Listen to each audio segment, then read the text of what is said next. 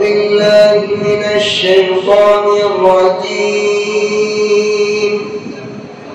بسم الله الرحمن الرحيم. قال الملأ من قوم فرعون إن هذا لساحر عليم يريد أن يخرجكم من أرضكم فماذا تأمرون. قالوا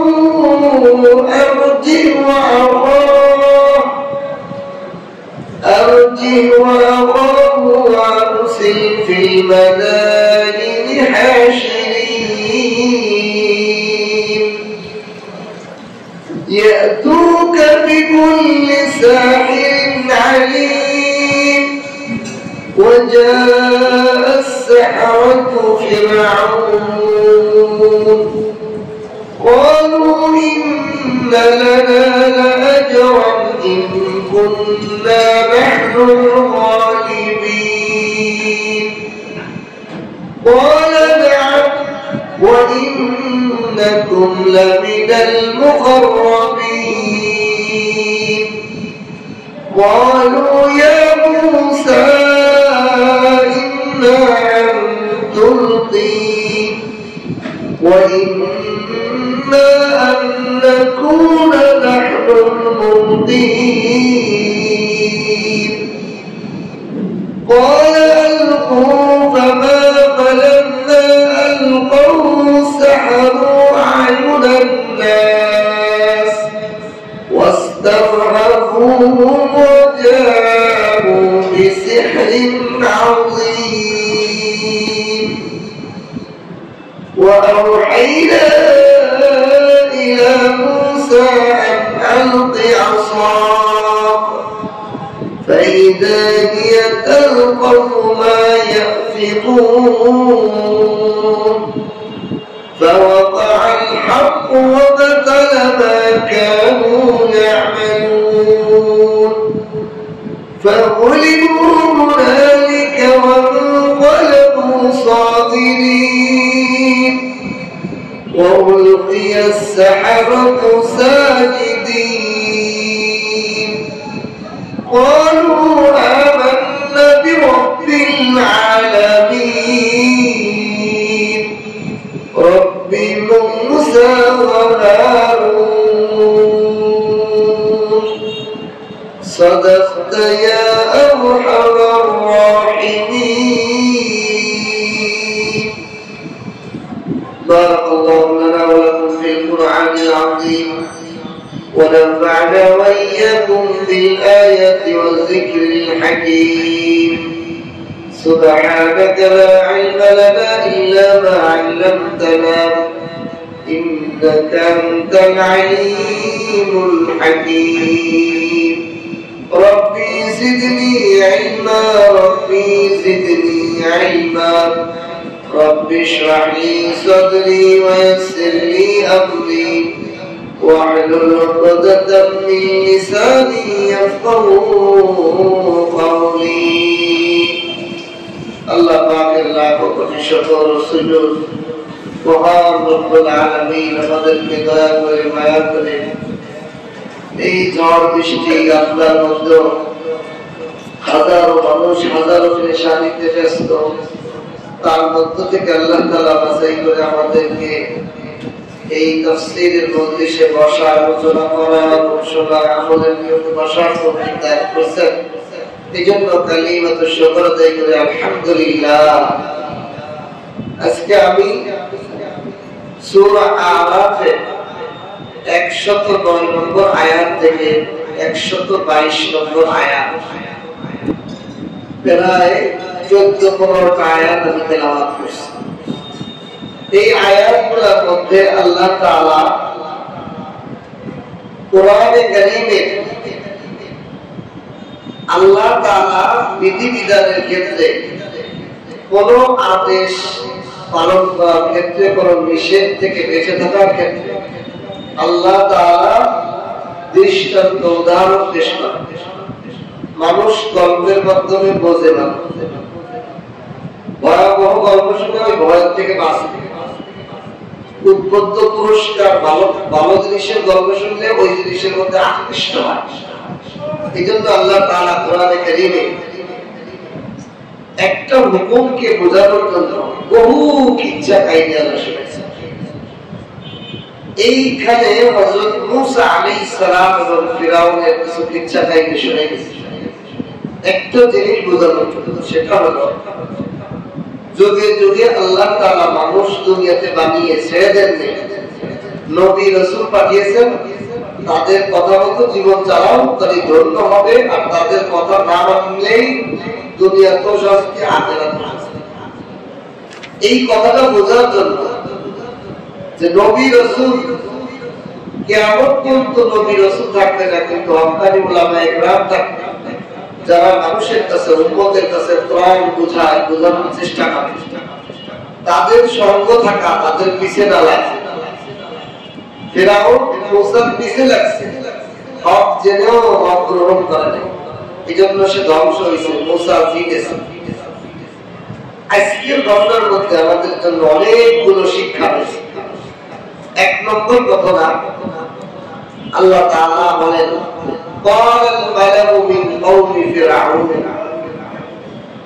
ফিরাউনের সম্প্রদায়ের মন্ত্রী পরিষদরা বলল, ইন্না হাযা লাসাহিরুন আলীম।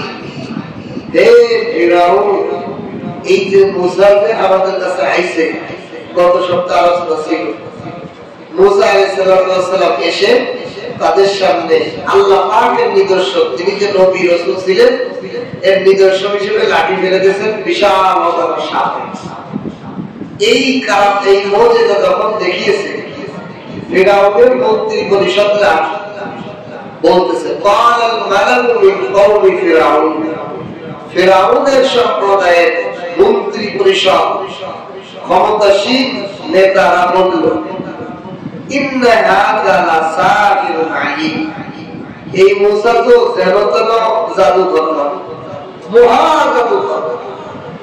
কি জাদুকর? মহা জাদুকর। তাহলে বোঝা যায় যে তারা, তাদের সমাজে যে জাদুকর আছে, এই জাদুকররা যে স্বাভাবিক যে জাদু দেখায়, এই জাদুর থেকে মূসার জাদুটা আরো অলৌকিক, আরো মহান। এই জন্য তারা বলতেছে লাসাহিরুন আলীম, মহা জাদুকর, সাধারণ কোন জাদুকর। যে মূসা লাঠি ফেলে দিয়েছে, বিশাল আজদা সাপ হয়েছে। বলেছিলাম যে কত বড় সাপ, এই বিল্ডিং এর মতো যদি মোটা হয় একটা সাপ, তাহলে কত বড় হতে পারে। তাফসীরের কিতাবের মধ্যে লেখে যে এত বড় সাপ হয়েছে যে ফিরাউনও ভয় পেয়েছে। ফিরাউন কি নিজে মূসা আলাইহিস সালাম নিজে ভয় পেয়েছে, দৌড়ে স্বয়ং মূসা আলাইহিস সালাম ভয় করতেছে। আল্লাহ এই জন্য বলেছে, লা তাখাফ, ও মূসা ভয় করো না, খুজ ধরো, আল্লাহ ধরো। তাহলে বুঝে একটা সাপ কত বড় হলে যিনি লাঠি ফেলে দিলেন, তিনি ভয়ের মূল্য হয়ে ধরল। এইরকম অলৌকিক জাদু দেখে ফিরাউনের মন্ত্রী পরিষদরা বলল, ইন্না হাযা লাসাহিরুন আলীম, এ তো মহা জাদুকর। তাহলে এখানে একটা জিনিস বোঝা গেল, যারা প্রকৃত জ্ঞান না নেয়, জ্ঞান অর্জন করা ভালো, কিন্তু সঠিক জ্ঞান না পাইলে এই জ্ঞানটা ক্ষতিকর হয়ে যায়। তারা মুজিজা আর জাদু এর মধ্যে পার্থক্য করতে পারে না। জাদুর অনেক প্রকার আছে। জাদুর একটা প্রকার হলো মানুষের হাতের কলা কৌশল।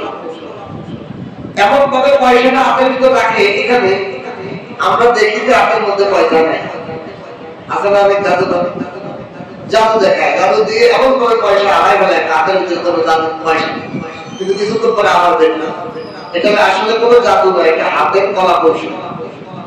আমাদের দৃষ্টিভঙ্গি ওই নদী সরাই নিয়ে ভিন্ন জায়গায় সেই পয়সা থাকে। এই জন্য সে এই জাদু কলা কৌশলের মধ্যে জাদু। আর একটা জাদু হলো মানুষের চোখের দৃষ্টিভঙ্গির প্রতি আবরণ ফেলে দেয়, দৃষ্টি ও প্রতি ঘুরায় দেয়, এই জন্য আমরা দেখি না। অথবা আমাদের দৃষ্টি ব্রেনের উপর এমন একটা আসর ফেলে যে আসরের কারণে আমরা যা সে বলতেছে তাই দেখি, আসলে কিছুই না। তো জাদু এরকম অনেক প্রকার আছে। জাদু দিয়ে বানানো সাপ কামড়ায় না, জাদু দিয়ে কোনো প্রাণী বানাইলে ওই প্রাণী কোনো আঘাত করতে পারে, কারণ ওইটা আসলেই প্রাণী হয় না। আমাকে দেখতে মনে হয় প্রাণী, কিন্তু আসলেও ওটা একটা দড়ি বা লাঠি। কিন্তু মুসা আলাইহিস সালামের যে লাঠিটা সাপ হয়েছিল, এটা বাস্তব সাপ হয়েছিল। সুতরাং তারা এখানে ভুল করেছে, তারা মুজিজা আর জাদুর মধ্যে পার্থক্য করতে পারে নাই। এটা তো এটাকে মহাজাদু বলছে, বুঝতেই পারে নাই এটা জাদুর ভিতরেই নয়, এটা অলৌকিক আল্লাহ পাকের মুজিজা, নবীদের প্রকাশ। قال الملأ من قوم فرعون إن هذا ساحر عليم। তাহলে এই আয়াত থেকে আমরা একটা জিনিস বুঝি, জ্ঞান সব জ্ঞান উপকারী না, কিছু কিছু জ্ঞান মানুষের জন্য ক্ষতিকর। একজন মানুষ জাদু মন্ত্র শিখছে, কুফরি কালাম শিখছে, যে কোনো মানুষের ফু দিলেই টাকায় মারা যায়।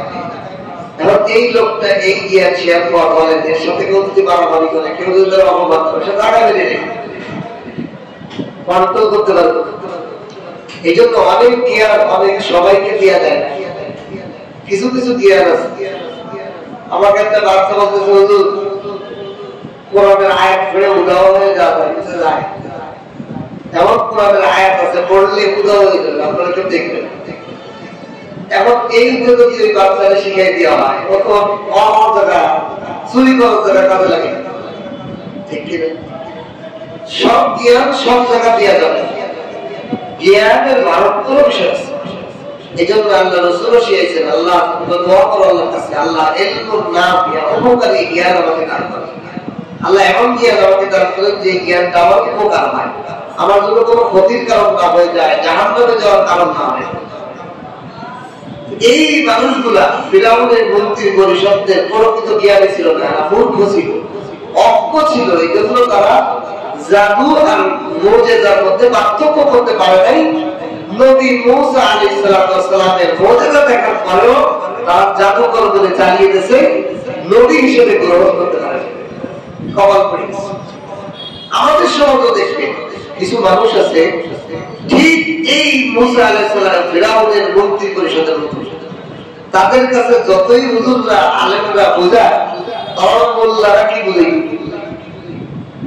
কিছুদিন আগে এক দলের নেতা বলতেছে, এই মোল্লারা কি বুঝবো, মোল্লারা তো 1000 টাকার নোট আর 500 টাকার নোট দেখলেই দোয়া চেঞ্জ করে দেয়। এক নেতা বলতেছে, কত বড় বিয়াদবি। হ্যাঁ, ওনার কথা আমি যদি মেনেও নেই, দুনিয়াতে সব জায়গায় মক্কায়ও গাধা আছে, হক বাতিল আছে। লিবাসদারি অনেক হুজুর আছে যারা টাকার বিনিময়ে ঘুষ করে দোয়া করে, টাকার বিনিময়ে জালেমের বিরুদ্ধে দোয়া করে, বেনামাজির জন্য দোয়া করে, কিন্তু হক্কানি আলেম আছে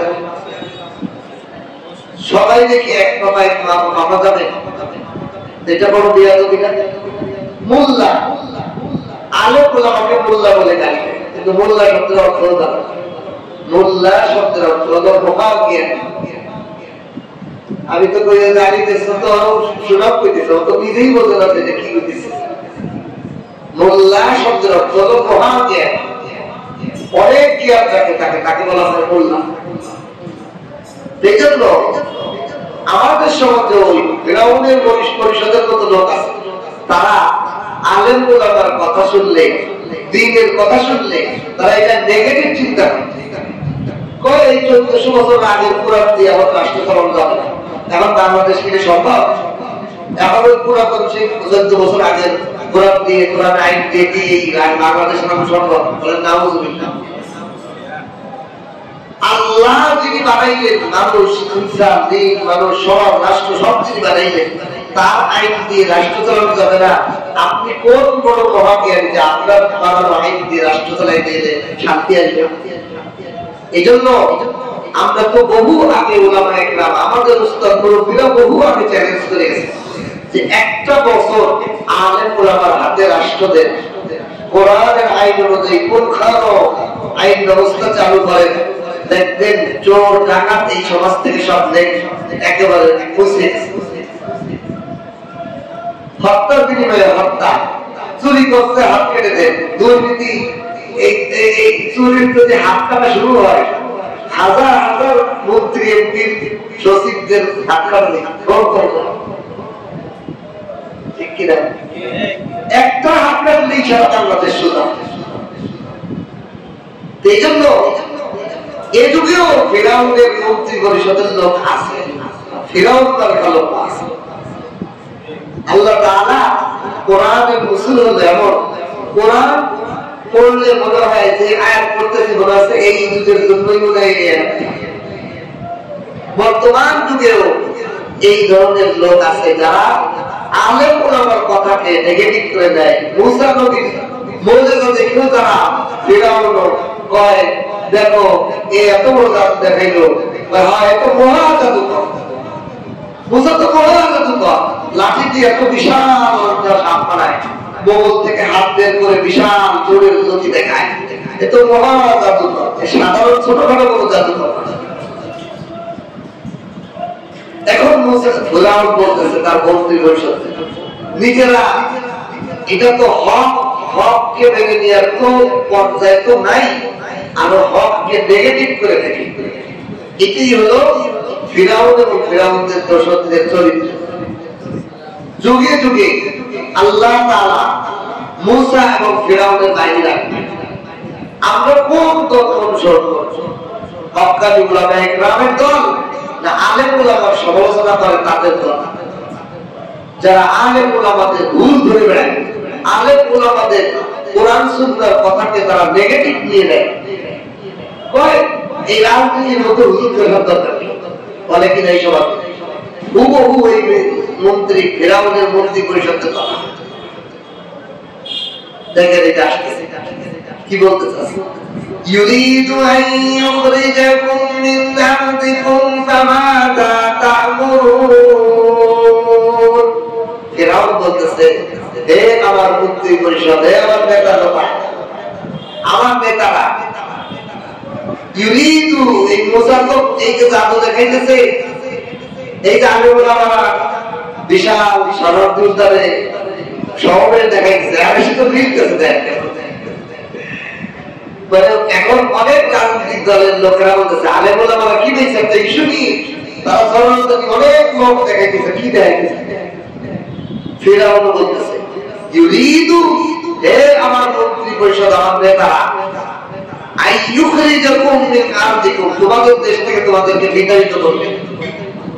এই যে মুসা আইছে বিশাল জাদু দেখাইতেছে, বিশাল জনসমুদ্র দেখাইতেছে, আলেমরা মিলাদ দেখাইতেছে, আলেমরা এত জনসমুদ্র দেখাই ছাত্রদেরকে নিয়ে এত মিছিল মিটিং করে কি বুঝাইতেছে, তাড়াতাড়ি তখন তুলব, আমরা রাজনীতি করি, আমরা কিছু বুঝি না, এরকম বলতেছে অনেক নেতা।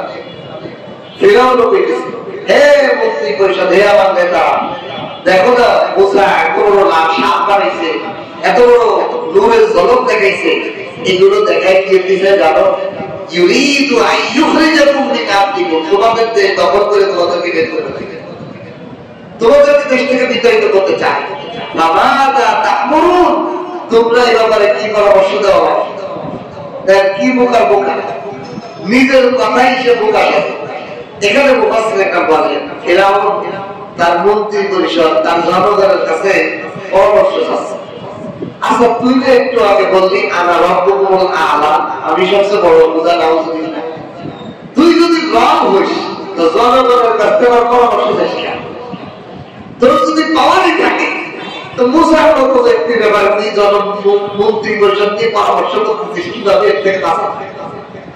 কোন আল্লাহ কোন খোদার কি কোন জনগণের কোন বান্দার কাছে পরামর্শ দরকার আছে?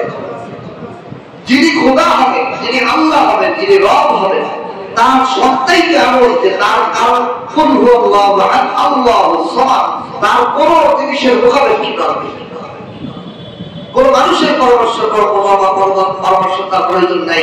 কোন ব্যক্তি দলের কোন জনগণের কোন কর্মচারীর প্রয়োজন নেই। এটাই তো আল্লাহ সালাম। আল্লাহ সালাম মানে আল্লাহ নিরবধ, আল্লাহ অমুখাপেক্ষী, আল্লাহ কারো লাগে না, ফেরেশতাদেরও লাগে না, কিছু লাগে না। এই যে আল্লাহ বলে এটা হও, আদেশ করা লাগে ভাষা, এই ভাষাটা প্রয়োজন হয় না। আল্লাহ কোন জিনিসের মোকাবেক কিনা, হাতের মোকাবেক কিনা, মুখের মোকাবেক কিনা, দেখার জন্য চোখের মোকাবেক কিনা। লাইসা কামিসলিহি শাইউন, আল্লাহ দুনিয়ার কোন জিনিসের মতো না। এটা বোঝার জন্য আল্লাহ বহু উদাহরণ দিয়েছেন। যেমন দেখেন, আমাদের সামনে অনেক জিনিস আছে কিন্তু তার কোনো চোখ নাই, নাক নাই, কিছু নেই, তার অঙ্গগত নাই, তাও ওই জিনিসটা আমরা মানি। যেমন বাতাস, আচ্ছা বাতাসের চোখ আছে, বাতাসের নাক আছে, হাত পা আছে। আল্লাহ যদি একটা সৃষ্টি এমন হতে পারে যে এটার অস্তিত্ব আছে, আমরা মানি, তার কিন্তু আকার আকৃতি নেই, আল্লাহ বলেন আমি তো আরো বেশি ক্ষুদ্রতর না। বাতাস যেমন সর্বজায়গা বিরাজমান, আমিও সেরকম সর্বজায়গা বিরাজমান। তোমাদের বোঝার জন্য এটা বলছি, আমি তো এর থেকে আরো এর থেকে আরো ক্ষুদ্রতর। আল্লাহ তাআলা যিনি আল্লাহ হবেন, তিনি তো কোনো জিনিসের মুখাপেক্ষী না। ফিরআউন নিজেই করছে, হে আমার মন্ত্রী পরিষদ, আমার নেতা বর্গ, তোমাদেরকে তো বোঝাই জাদুর এত ক্ষমতা নিয়ে আসছে, তোমাদেরকে দেশ থেকে, তোমাদের ভূমি থেকে বিতাড়িত করবে। তোমরা আমাকে পরামর্শ দাও কি করা যায়। তাহলে সে যদি ক্ষুধা হয়, সে জনগণের কাছে গিয়ে গেল, মোকাবেক্ষী হয়ে গেল, সে কিভাবে ক্ষুধা হইতে পারে, সে কিভাবে রব হইতে পারে যে নিজেই জনগণের কাছে পরামর্শ করছে, আমি কি করবো, আমার একটা পরামর্শ করতে আমার একটা হুকুম দাও, আদেশ দাও। জনগণ বলল ক্বালু আরজি ওয়া হে আমাদের খোদা ফিরআউন নাউযুবিল্লাহ, আপনি আরজি মুসাকে একটু সুযোগ দেন, একটু ধৈর্য ধরেন, তার একটু সুযোগ দেন, আমরা একটু ভাবি কি ভাবি। ও আখাও তার ভাই হারুনকে সুযোগ দেন, মুসা এবং মুসার ভাই বাবা একটু মহলত দেন, একটু চুপ থাকেন, একটু দেখেন, অবজার্ভ করেন যে কি করা যায়, একটু সময় দেন, একটু অবকাশ দিন।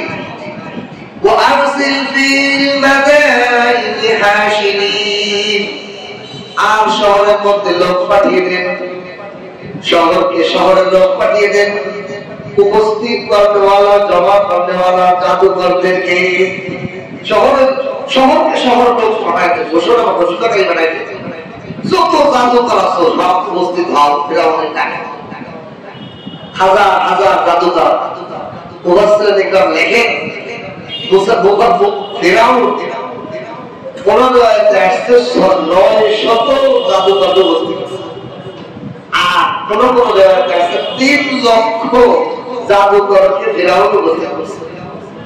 এবং এই জাদুকরদের যে জাদুর লাঠি, সাপ বানানোর লাঠি আর দড়ি কি পরিমাণ ছিল, 300 ফুট বোঝাই করে সেই লাঠি আর দড়ি বানাচ্ছে। এত 3 লক্ষের মতো জাদুকরদের বলতে হ্যাঁ সেটি তাদেরকে জমা করলেন। কেন জমা করলেন?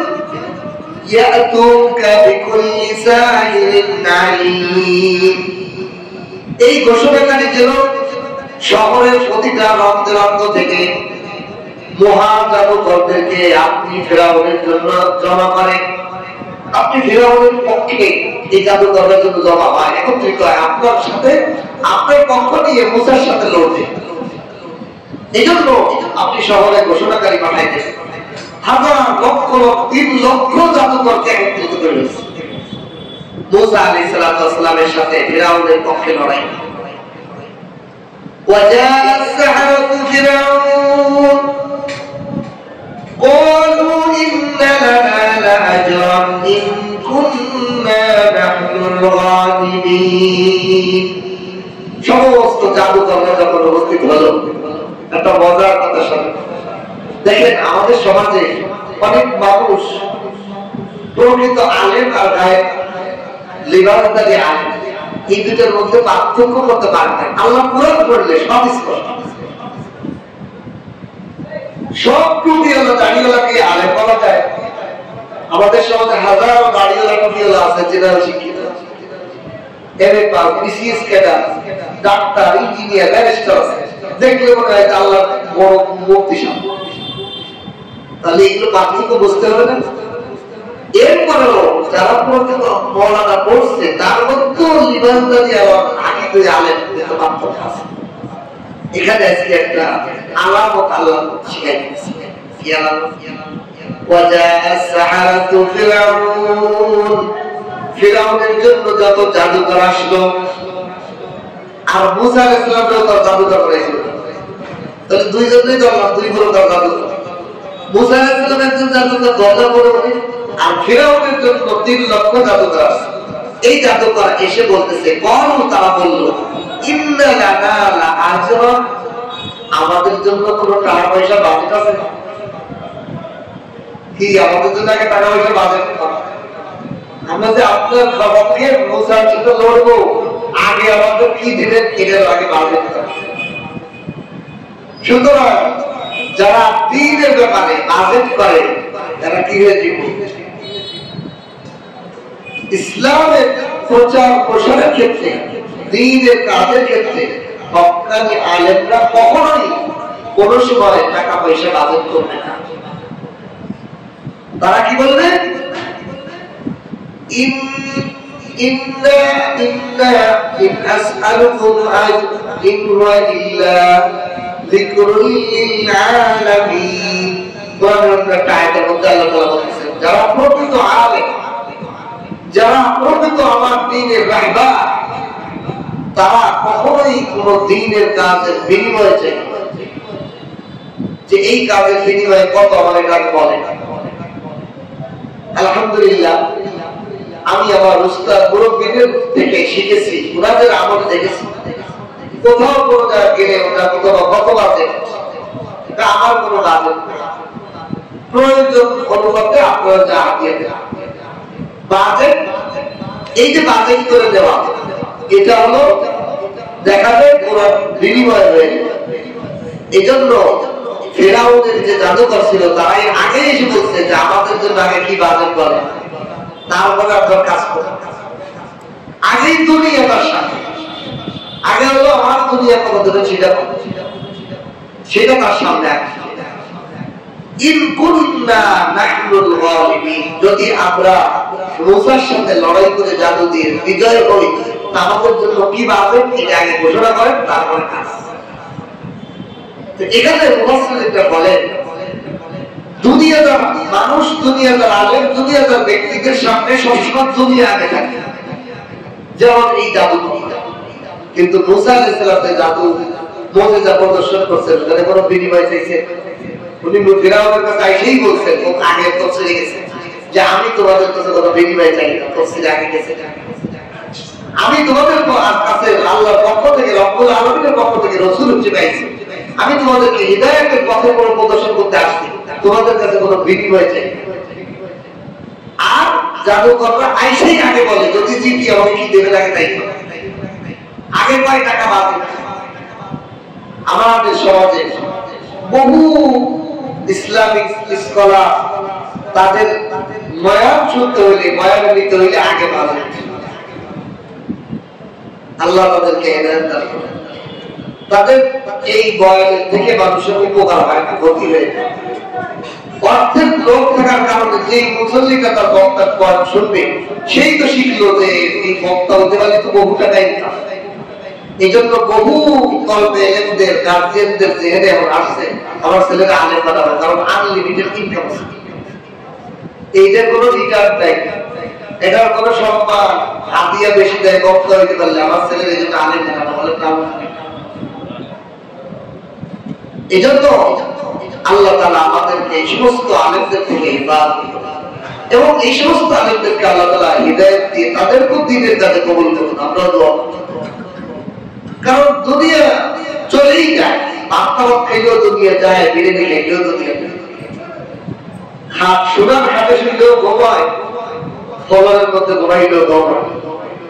সুতরাং দুনিয়াকে দেখতে হবে মুসাফির খানা, যখন ওই যে ওমর রাদিয়াল্লাহু তাআলা খুতবা করতে বলতেছেন যে অভাবহীনতার গদি সচ্ছলতা আর লোভই দরিদ্রতা। এই পৃথিবীতে যত কোটি টাকা ইনকাম করার যদি লোভ থাকে আপনি গরিব। আর আপনি যদি মনে করেন আমার এই দুনিয়ায় কিছু প্রয়োজন নেই, আইসি কয়েকদিনের জন্য, অল্প কিছুদিনের জন্য দিনের কাজ করে যেতে পারলে আল্লাহ সন্তুষ্ট নিয়ে যদি যাইতে পারি, এটা আমার সফলতা, তাহলে আপনার কোনো হাজত নেই, আপনার কোনো টাকার প্রয়োজন নেই, আপনার বহু বাজেটের প্রয়োজন নেই। এই জন্য দুনিয়ার যত মানুষের দেখবেন যত জিনিসের লোভ হয় তার ওই জিনিসের চাহিদা বেড়ে যায়, ওই জিনিসের অভাব বোধ হয়। অভাব বোধ হওয়ার কারণে সে হালাল কোনো কিছু বসে না, তখন সে অন্যায় কত কথা বলে। আর যখন মানুষের কোনো আল্লাহ আমাকে জানো আলহামদুলিল্লাহ বহু দিয়ে রেখে এইটা যে ফিল করে তার কোনোদিনও কোনো কোনোদিন আর কোনোদিন অন্যায় কাজে পাও দিয়ে রাখে, যার প্রয়োজন হয়ে যায় আলহামদুলিল্লাহ তারা হারাম খাই যাবে।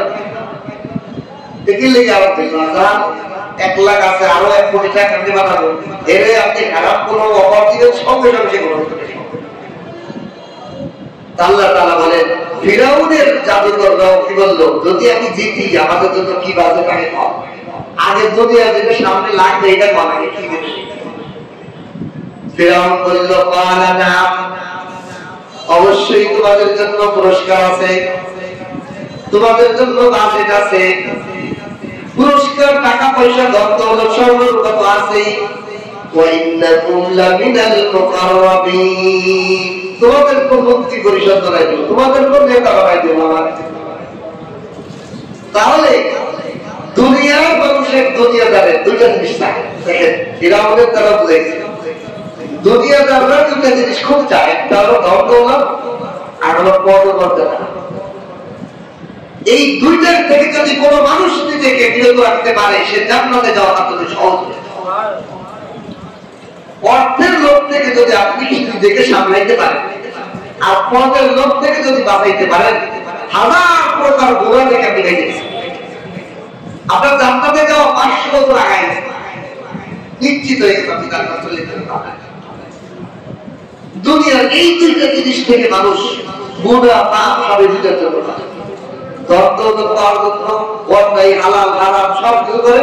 আর ক্ষমতা পাওয়ার জন্য মানুষ খুব করে ফেলার ব্যাপারে আমি কি করছি, আমি কি অন্যায় করছি, লক্ষ লক্ষ মানুষ বাইরে আমি কি করছি, আমি কোন অবস্থা করছি যে আমাদের এই দেশ থেকে দাঁড়ায় যাবে।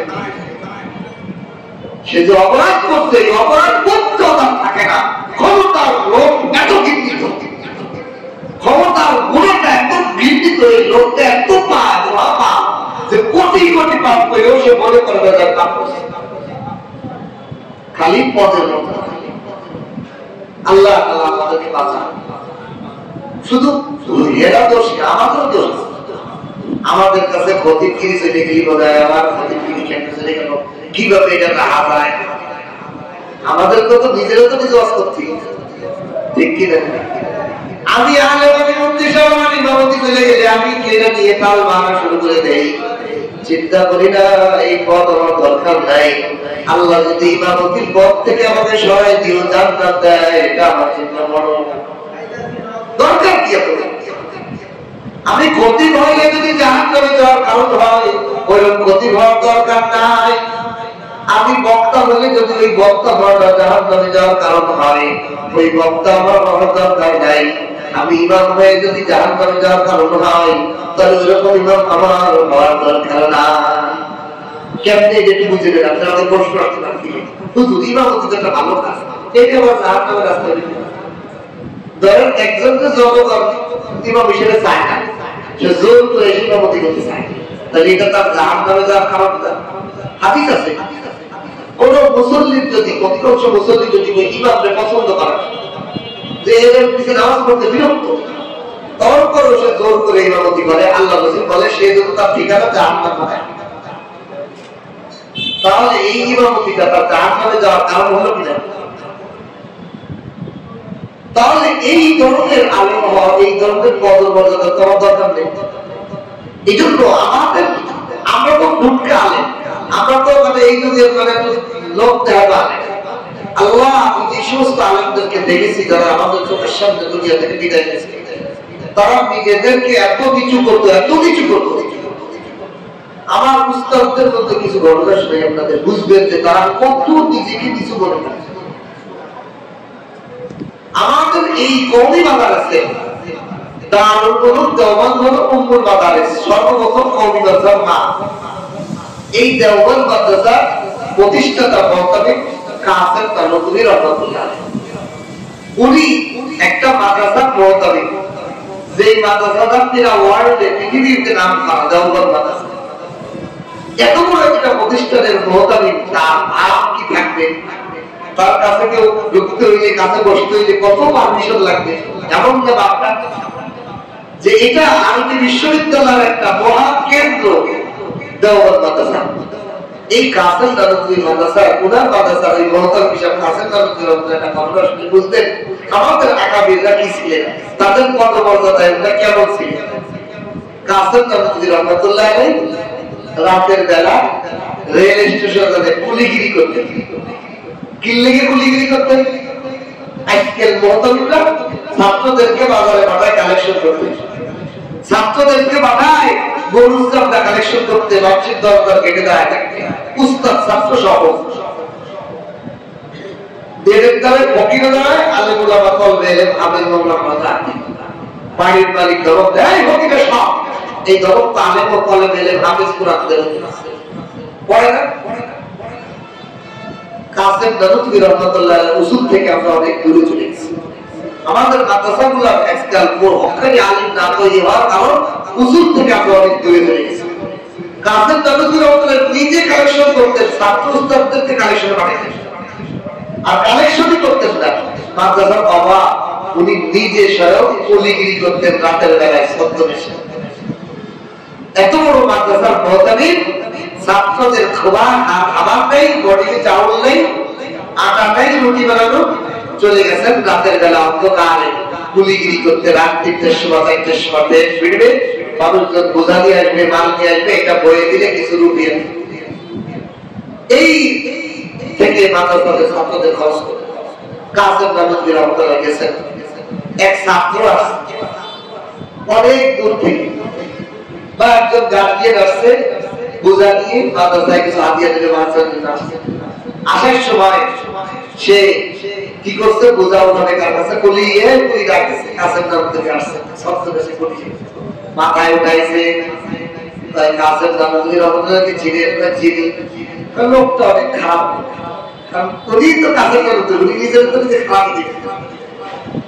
ওই লোকটা রাগলে কি বলো, তোমরা বুঝুন না, তোমরা আলেম, তুমি খারাপ করো না, আছে এত বুদ্ধি না, এত বড় আলেম, ছোটখাটো মানুষ। এরপরে যখন গেছে কলি মাদ্রাসার গেটে নামাই দিয়ে সুন্দর করে উনিও ছদ্মবেশে আবার রয়ে গেছে। সকালবেলা কাসেম তানুতুরির সাথে দেখা করবে, রুমে যখন গেছেন আসছেন, দেখে যে মুহতামিমের সিটের মধ্যে যিনি বসা রাতের বেলা, সেই গুলি হচ্ছে কাসেম তানুতুরি। বলেন তারা যদি পদমর্যাদায় খুলে থাকতো তাহলে ছাত্রের জন্য একটা গার্জিয়ানের জন্য একটা ছাত্রের বোঝা তারা বহন করতে পারতেন। আমাদের যাত্রাবাড়ি মাদ্রাসার ঘটনা আছে। আমাদের যাত্রাবাড়ি মাদ্রাসায় একজন মাহমুদুল হাসান জামশেদ, আমাদের একজন বিরাট প্রিয় উস্তাদ, উনি এখনো জীবিত আছেন। উনি পুরা মাদ্রাসার সমস্ত এলেম যদি এক তলায় রাখা হয়, পুরা এক এলেম হবে একটা উলুমুল হাদিস একটা বিভাগের উনি এখন বর্তমান প্রধান। সমস্ত জ্ঞানের মাথায় উনি আমরা। এই হুজুর এত দীর্ঘ শুনে এত একটা কাপড় পরে দেখলে মনে হয় না বড় একটা গ্রামে স্বাভাবিক একটা আপনাদের কোন আয়রন করা নাই, স্বাভাবিক জামা কাপড় পরা। তো মাদ্রাসায় তো প্রায় ১০,০০০-এর মতো ছাত্র। তো রমজানের পরে যখন ভর্তি হয় তো অনেক ছাত্ররা এই মাদ্রাসায় এসে ভর্তি হতে আসে, ট্রাক নিয়ে আসে। তা গেটের সামনে একটা ছাত্রের ট্রাক সে একা একা দিয়ে দেখতে পাচ্ছে। তো এই হুজুরকে বোঝা যায় ছাত্র, ভাই আমার এই ট্রাকটা একটু ধরে, ভাই আমার এই ট্রাকটা একটু ধরে, ওই বিল্ডিং এর মধ্যে ৩ তলায় উঠাইতে। হুজুর সুন্দর করে ধরছে। হুজুর আমি ছাত্র ট্রাক নিয়ে আসতেছে, যারা পুরাতন ছাত্র তারা তো দেখে পাগল হয়ে গেছে, কি করতে হবে দৌড়াইতে। হুজুর আমার কোনো অসুবিধা নেই, আমি একজন মানুষের ইকরাম করা 12 বছর নফল নামাজের সওয়াব, এটা কেমনে হারাম হবে? আল্লাহ। প্রকৃত আলেম যারা হয়, পদের মর্যাদা নাই, অর্থের মর্যাদা নাই, টাকার মর্যাদা নাই, তাদের কাছে কোনো কিছু নাই। আমার অনেক উস্তাদদেরকে আমি আমার মাদ্রাসায় গান, ওনাদের কোনো বাজেট নেই, ওদের কত টাকা দিতে হবে, 500 টাকা দিয়ে দিচ্ছি, 1000 টাকা দিচ্ছি, আমার 2 লক্ষ দেখাও দেখি। প্রকৃত আলেমরা কোনো বাজেট নেই, টাকার লোভ নেই, পদের লোভ নেই। অথচ এই ফিরাউনের জাদুকরদেরকে এই দুইটাই দিলেন। একটা হলো তোমাদের ধন সম্পদের পুরস্কার রয়েছে, তোমাদেরকে আমি আমার দলের নেতা বানাবো, আমি মন্ত্রী পরিষদ এমপি বানাবো। এই লোভে এখন কত আলেম কত দিক ঘুরে যাইবে। এখনো তো আমাদের বাংলাদেশে চলতেছে, টাকার পিছে অনেক আলেম অন্য দলের কাছে বিকৃত হয়ে যায়।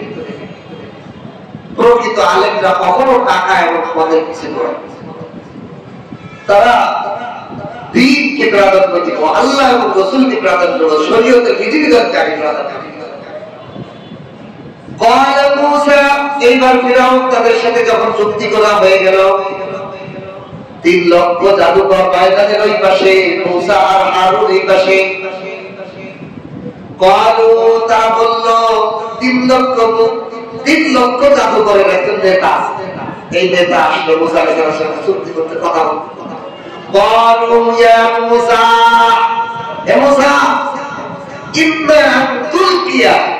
আপনি আগে পেশ করবেন আপনার জাদু, আমরা প্রথমে জাদু প্রদর্শনকারী হব। এই যে ভদ্রতা আলেমের সাথে ফিরাউনের ব্যবহার কি ছিল, তুই কি যা, তুই তো কা। আর জাদুকরের যে নেতা ছিল সে বলতেছে আপনি আগে পেশ করবেন জাদু, আমরা আগে পেশ করব। তখন এখানে আদব দেখেছে, সামান্য একটু আদব একজন নবীর সাথে দেখার কারণে ফলাফল কি হবে না, এই জাদুকররা ইমানদার পেতে। এই জন্য আমি বলি, কোন আলেম যদি আপনার পছন্দ না হয়, বিয়াদবি করবেন না, তার সাথে খারাপ ব্যবহার করবেন না।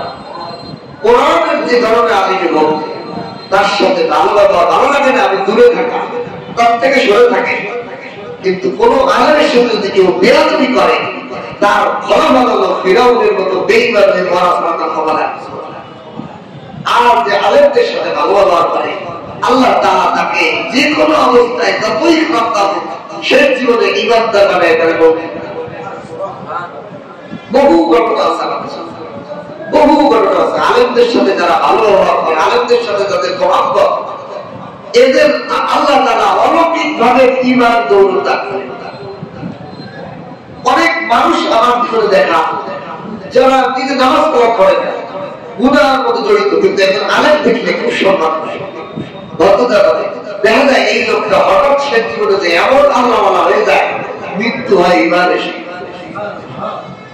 আর অনেক মানুষ আছে যারা নামাজ কালাম করে, সব কিছু করে, আলেমের সাথে বিয়াদবি করার কারণে এমন ভাবে মসজিদ বাচ্চা থেকে আলেম থেকে দূরে আল্লাহ সরাই যায়, ও ভুলেও মসজিদে জুমার দিন আসতে পারে, এমনকি ঈদের দিনে নামাজ পড়ে যায়, এমন লোক আমার কাছে আছে।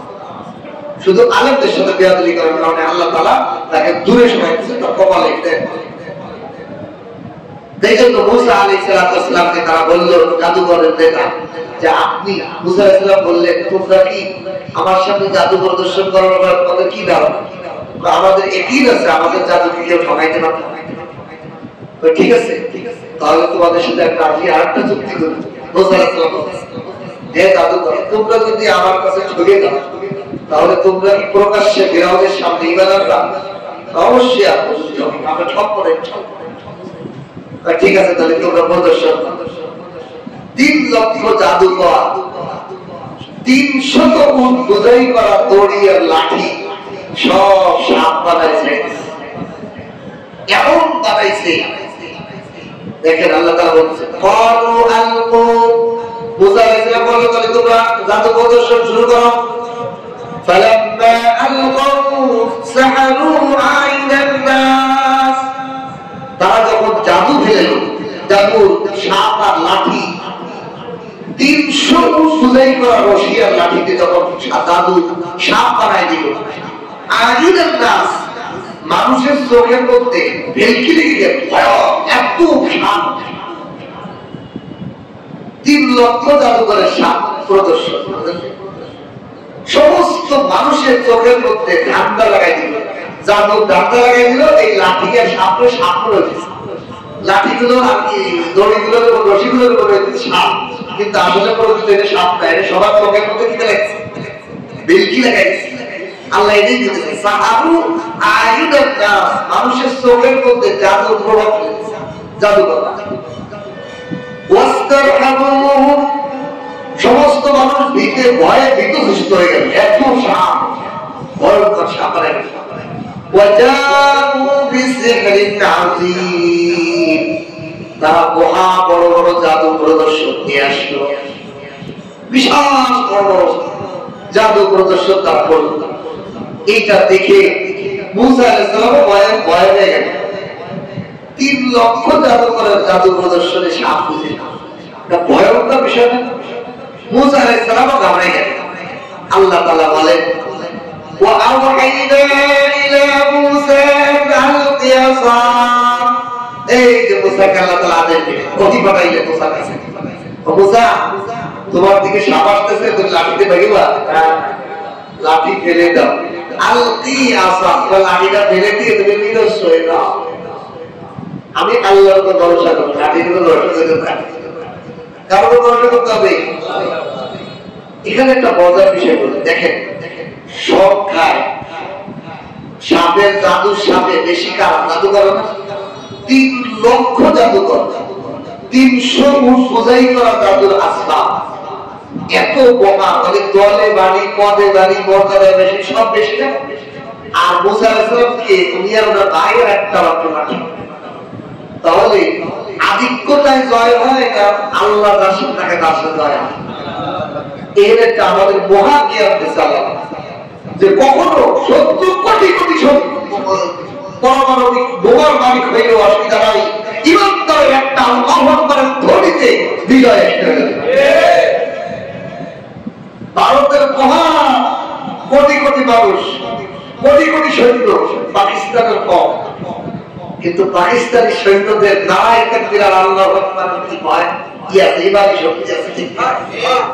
এই জন্য পাকিস্তানের একজন নারী, বিমান বাহিনীর একজন নারী ভারতকে একবার শিক্ষা দিয়ে দিয়েছে, ঠিক কিনা? ইমানদার কখনো আধিক্যতার কাছে পরাজয় হয় না, সে আল্লাহর দিকে তাকায় লড়ে, সে বহু অস্ত্র দেখে ভয় পায় না, সে ইমান, সে জিদ্দ জয়,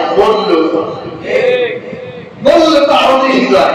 কারণ আমার জিন্দেগিতে ঋণ ছাড়া সমস্ত গুনাহ মাফ হইল, তাহলে কি ভয় আছে?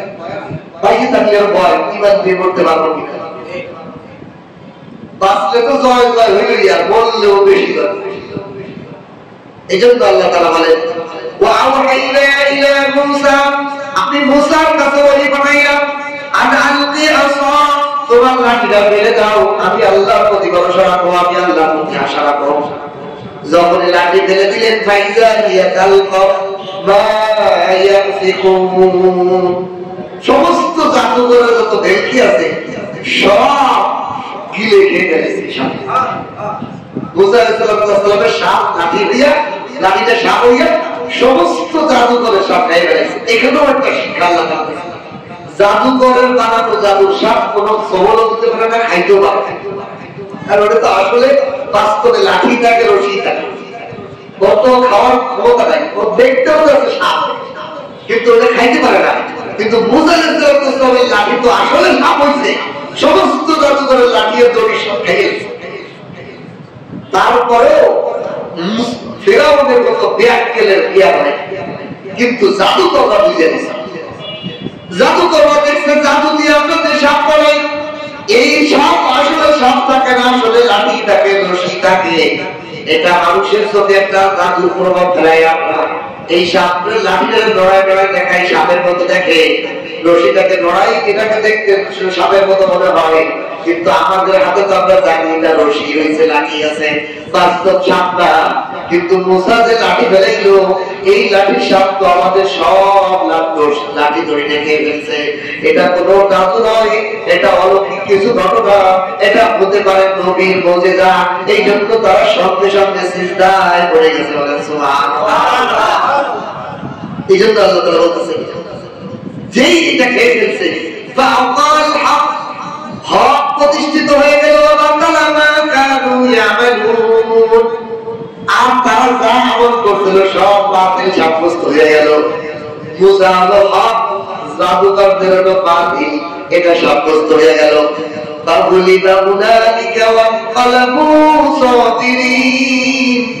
ওখানে পরাজিত হয়ে গেল, তারা পরাজিত হয়ে সমস্ত জাদুকররা লজ্জিত হয়ে গেল, তারা জিততে পারলো না। মুসা আলাইহিস সালামের সাপ তাদের সাপকে খেয়ে ফেলছে, তারা পরাজিত হয়েছে না, এখন তারা লজ্জিত হয়ে গেছে। হাই, এটা তো আমার আল্লাহ না, মুসা আলাইহিস সালামের একটা লাঠির সাপ সমস্ত সাপকে খেয়ে ফেলেছে, তারা লজ্জিত হয়ে গেছে।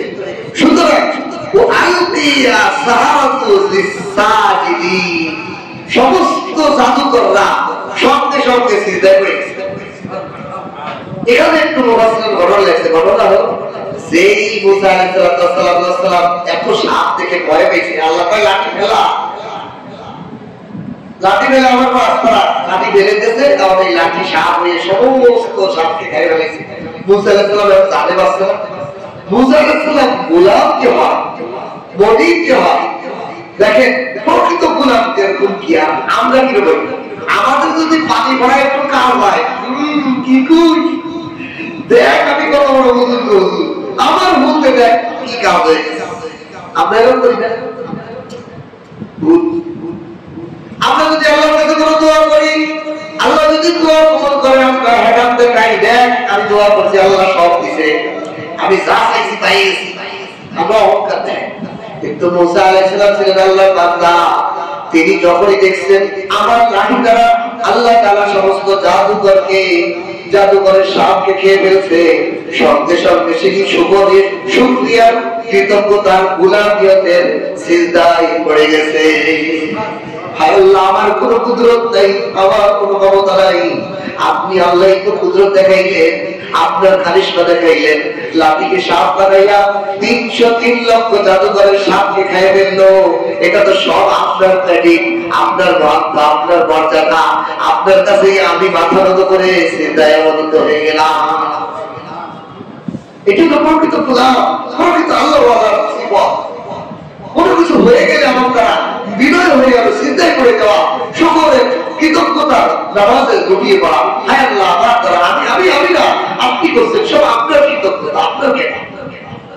মুসা আলাইহিস সালাম যখন সিজদায় পড়ে গেছে, সঙ্গে সঙ্গে জাদুকররা ওয়া আলকিয়াস সাহারাতু সাজিদিন, 3 লক্ষ জাদুকররা মুসার সাথে সিজদায় পড়ে গেছে।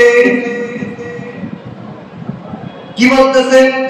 সিজদায় পড়িয়া এই সমস্ত জাদুকররা বুঝে ফেলছে, জাদুকরদের আল্লাহ তাআলা বিনয়ের কারণে হিদায়াত দিয়েছে। যারা বিনয় হয় তারা হিদায়াত রাস্তা পায়, যারা বিনয়ী হয় তাদেরকে আল্লাহ সর্বসঠিক পথ দেখায়। যারা নিজেকে আরেকজনের কাছে শোভে দেয়, হক্কানি উলামায়ে কেরামের কাছে শোভে দেয়, তাদেরকে আল্লাহ সিরাতের রাস্তা পাওয়া সহজ করে দেয়।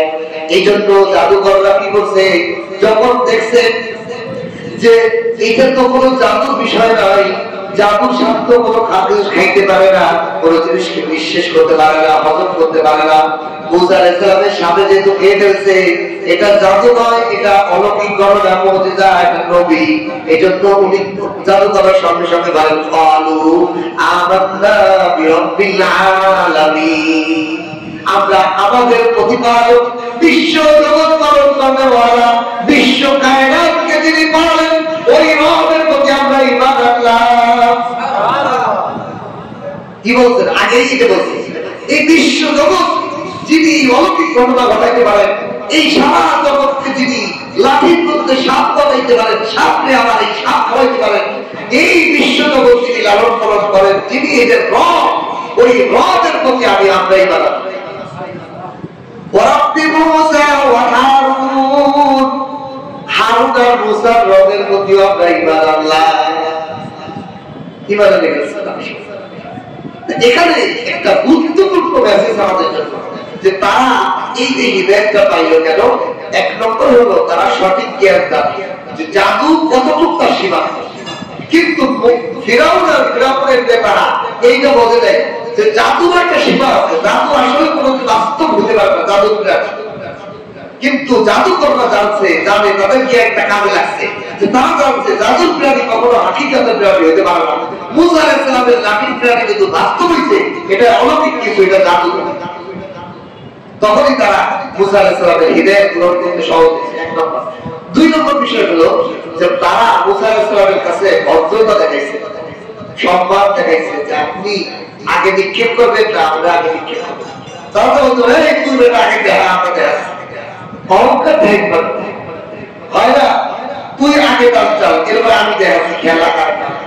খেলার মধ্যে হয় না যে একটু অহংকারী হয়, সে ভাই তুই আগে চাল দেখবো, তুই আগে শর্ট কর দেখ, কয়টা বল দিতে, আমি তারপরে দেখাচ্ছি খেলা কাটবো। এটা অহংকারী স্বভাব। কিন্তু জাদুকররা অহংকারী না হইয়া বিনয় হয়েছে, যে আপনি আগে ফেলবেন, আগে দেখাবেন, আমরা দেখাবেন। বিনয়, এই বিনয়ের কারণে আল্লাহ তাআলা তাদেরকে প্রকৃত হিদায়াতের নসিব করতে পারছে।